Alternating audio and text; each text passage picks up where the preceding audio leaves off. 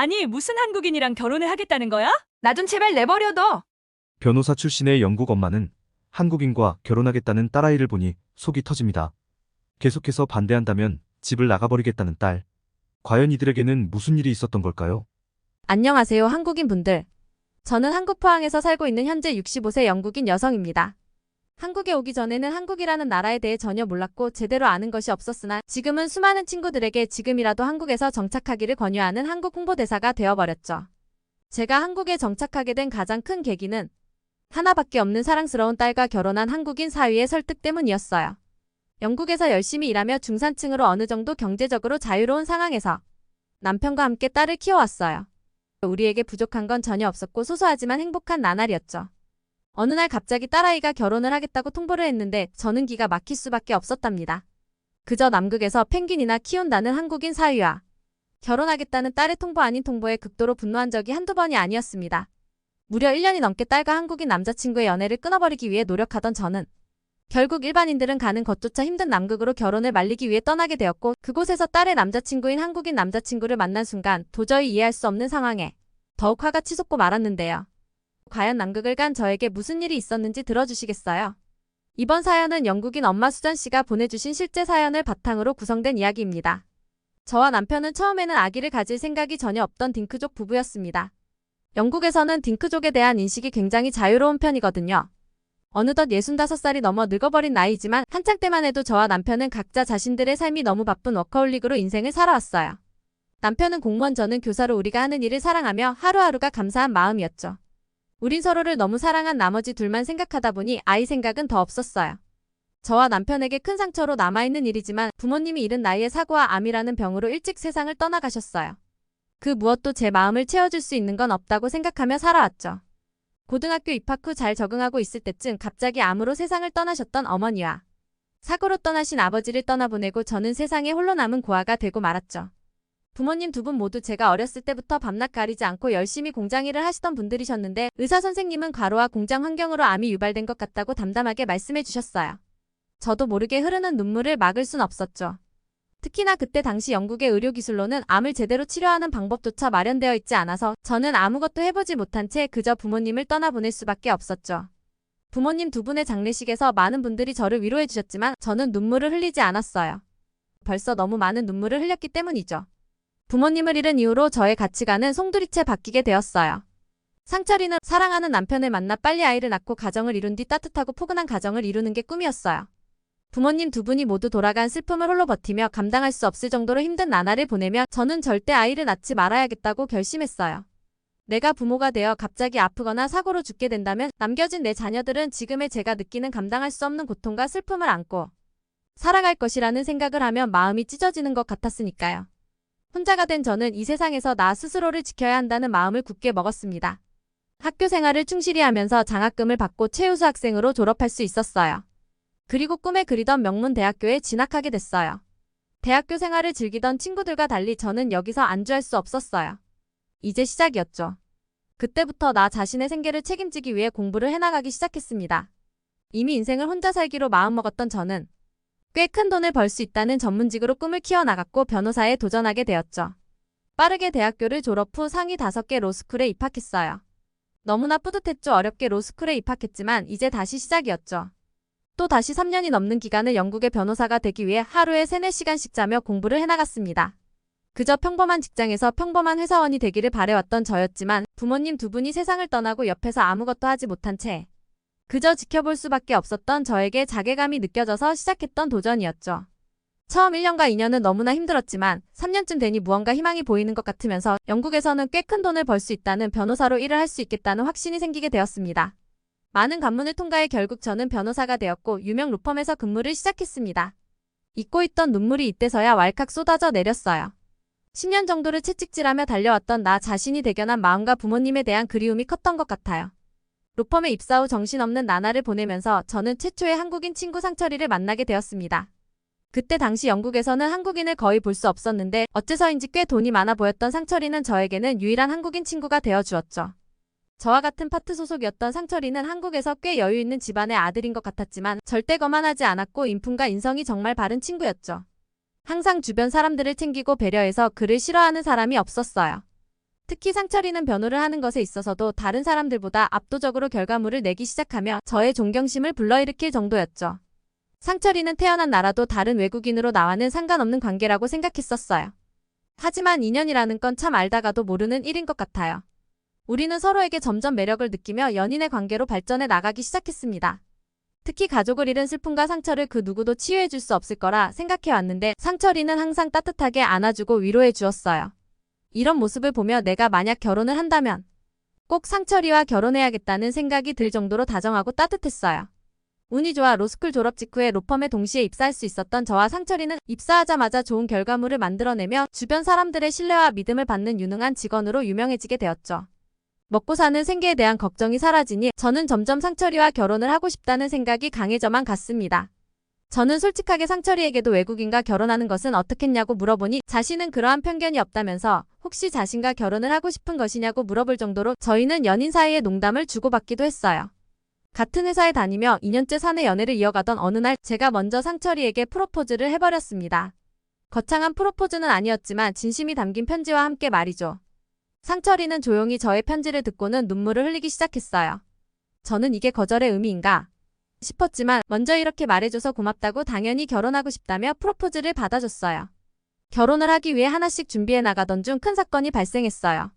로펌 이외에 별도 금융투자 회사까지 관여하고 있었는데 하루아침에 부도가 나고 말았죠. 어느 나라든 경제 상황이 급변하기만 하지만 규모가 작았던 상철이의 회사는 첫 번째 피해 대상이 되고 말았어요. 특히 상철이는 결혼을 하겠다는 마음으로 큰 투자금을 넣어둔 상황이라 더욱 큰 책임을 질 수밖에 없었습니다. 안타깝게도 고위급 관계자들은 본인들의 피해를 최소화하고 영국을 떠나버린 상황이라 나머지 사람들이 피해를 볼 수밖에 없는 상황이 되어버렸어요.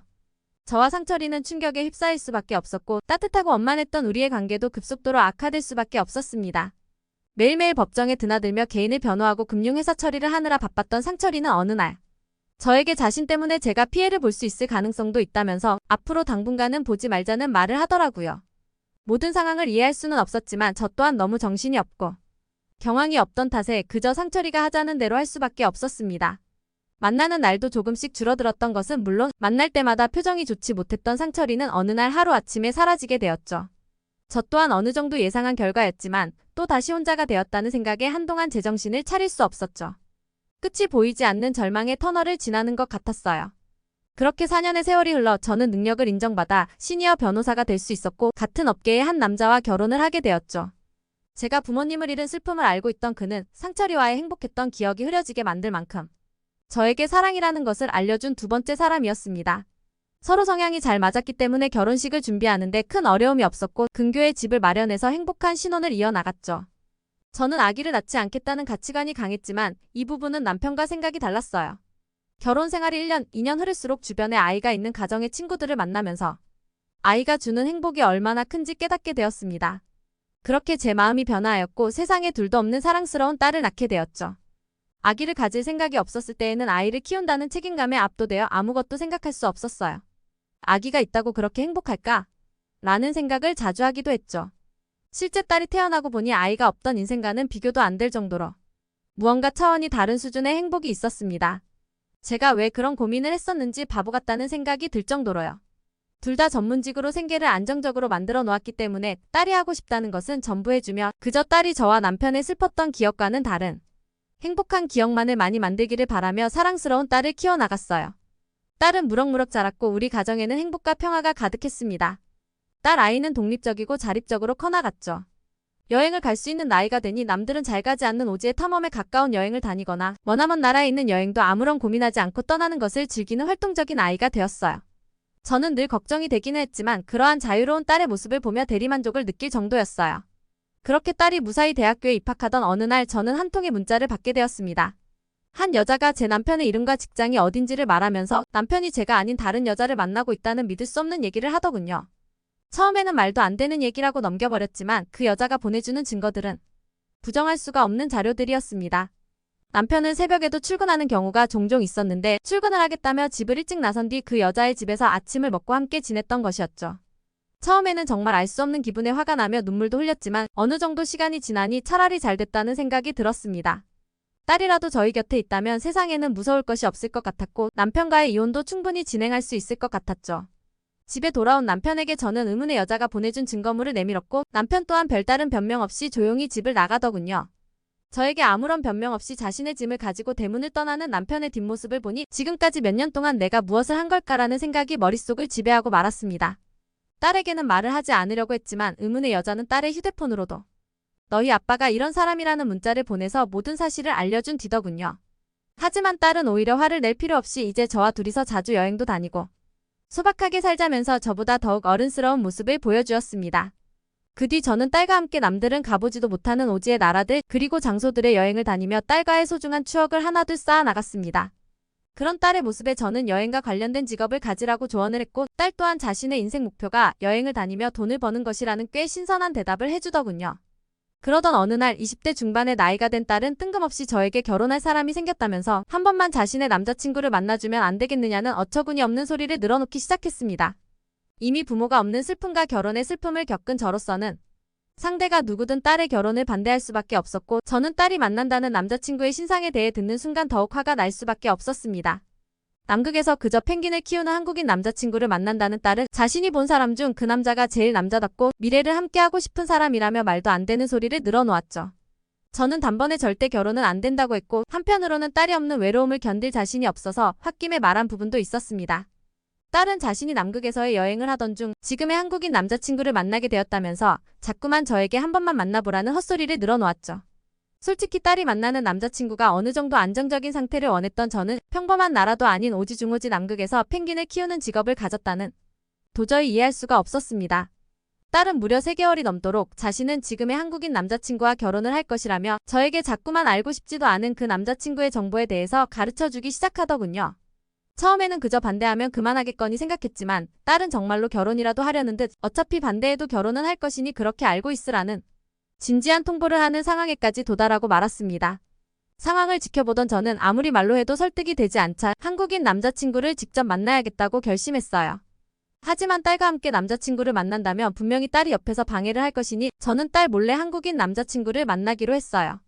딸의 남자친구가 정확히 어디서 일을 하는지 알아내야만 했던 저는 딸에게 남자친구의 사진을 보여달라고 하거나 전화번호를 알려달라고 하면서 예비사위에게 관심이 있는 척 그 한국인 남자친구의 정보를 수집해 나갔습니다.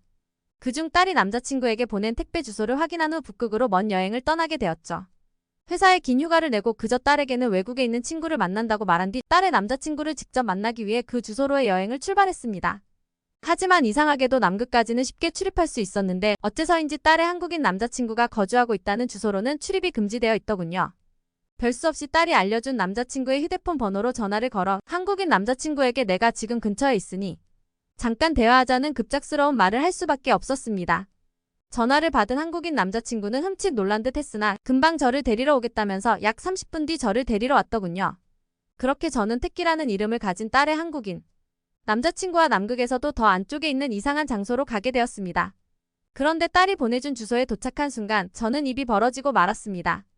그곳에는 정말 영화에서만 보던 남극의 엄청난 베이스 캠프와 무언가 연구소 같은 시설들이 잔뜩 있었기 때문이죠. 딸의 남자친구 택기는 펭귄도 키우기는 하지만 자신이 한국에서의 국가직 연구원의 자격으로 지금의 남극기지 연구에 같이 참여하고 있는 특수대원이라는 놀라운 얘기를 이어나갔습니다. 그저 남극에서 펭귄이나 키우며 놀기 좋아하는 아이인 줄 알았던 저의 예상과는 전혀 반대인 엘리트 친구였죠. 특히 그곳에 있던 한국의 남극 연구기지는 보면 볼수록 신기한 것들 투성이었습니다. 식수나 난방에 관해서도 한국인들의 첨단 기술을 활용해 효율적으로 기지를 구성해 놓은 것이 보였고 그저 저의 눈에는 모든 것이 최첨단 시설로 보이더군요. 그러한 환경과 그곳에서 일하는 딸의 남자친구 택기를 보는 순간 저는 어느 정도 마음이 놓이면서 택기에게 미안하다는 말로 대화를 시작하게 되었습니다. 사실은 딸과의 결혼을 포기하라는 말을 하기 위해 이 자리에 온 것이었는데 이렇게나 열심히 사는 모습을 보니 내 생각이 잘못되었다는 말로 사과를 하니 택기 또한 남극에서 일하는 사람이 거의 없기 때문에 충분히 오해할 수 있는 것이라며 오히려 저를 위로해 주더군요. 택기는 자신의 아버지 또한 이곳에서 자신과 함께 대원의 대장으로 활동하고 있다면서 저에게 소개해 주겠다는 말을 해주었어요.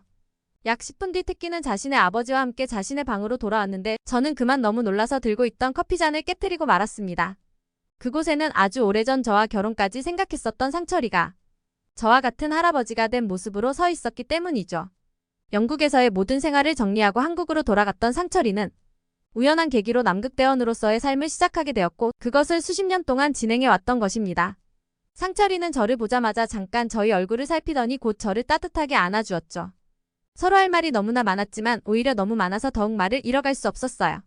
그렇게 딸의 결혼은 둘째치고 저는 상철이와 많은 대화를 나눌 수 있었고 서로가 혼자라는 어려운 사실 또한 알게 되었죠. 그리고 약 1년 뒤 저의 딸과 태끼는 아름다운 결혼식을 올리게 되었습니다. 그리고 더욱 놀라운 것은 저와 상철이도 인생에서의 두 번째 결혼식을 올리게 되었죠.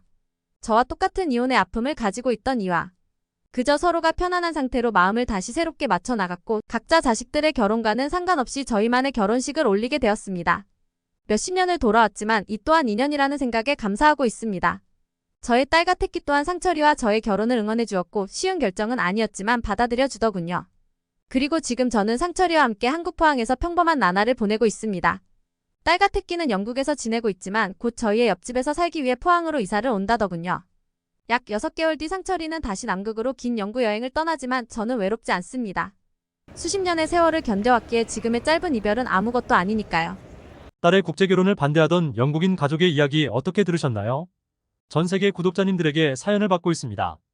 혹시 자신이 겪었던 이야기를 영상으로 제작하기 원하시는 분들은 희노애락TV에 제보해 주시면 꼼꼼히 검토 후 영상으로 제작하도록 하겠습니다.